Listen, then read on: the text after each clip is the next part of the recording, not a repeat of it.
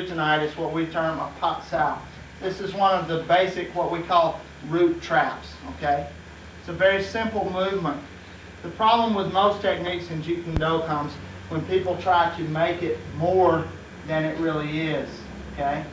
You have to simplify. A good Pak Sau comes in fast and hard. Notice what happened to him? Knocked him completely off balance. And that was just the Pak Sau. I didn't even hit him. Just imagine what he would have done if I'd hit him. Okay? So the idea here is for everything to move at once. In other words, you don't go here, then here, and then here. You don't go here, then here, and then here. The idea is to make three movements become one. Those three movements are the push shuffle. The leg check is very important. You should have light contact with your partner's shin. Leg check is very important.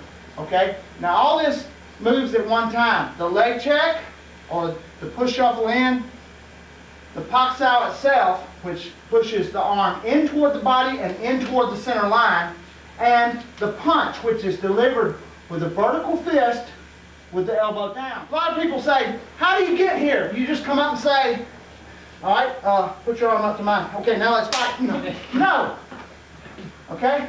If I throw a finger jab, let's say I come in with a Bill G or finger jab and he blocks, whoo, see, I'm in. Say he comes in with a punch. I'm in, see? At any rate, we contacted here. That's where the energy was first engaged. So rather than do that every time, we just start from here. We're going to work on, once again, sticking with the simple, what we refer to as root traps. This is what we call a Lop Sau, grabbing hand. Okay, from the same position, high line, outer wrist to outer wrist engagement. I'm just going to just explode right there. Okay, I torque the wrist, turning the palm downward. As I do so, I push his arm subtly across the center. This is one of those little subtleties in trapping. I'll point out a lot of those as we go along. One of those little subtleties, just a very subtle movement. Seems like I'm not really doing anything, but actually I'm doing everything. It's a concept that the Chinese refer to as Wu Wei. It's like doing nothing yet accomplishing everything. Okay? So, from here, I turn over and I pull and I punch. Notice I bridge as I punch. I lightly brush his bicep tricep area with that punch. That gives me control of this arm while I punch. Of course, if I lop him correctly, he's not going to be able to do anything much with it anyway.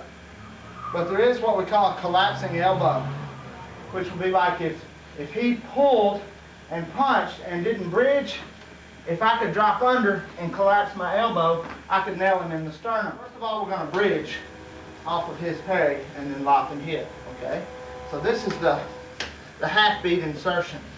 I'm inserting a strike between two full beats, okay? This being a full beat and this being a full beat, okay? I'm inserting something in between.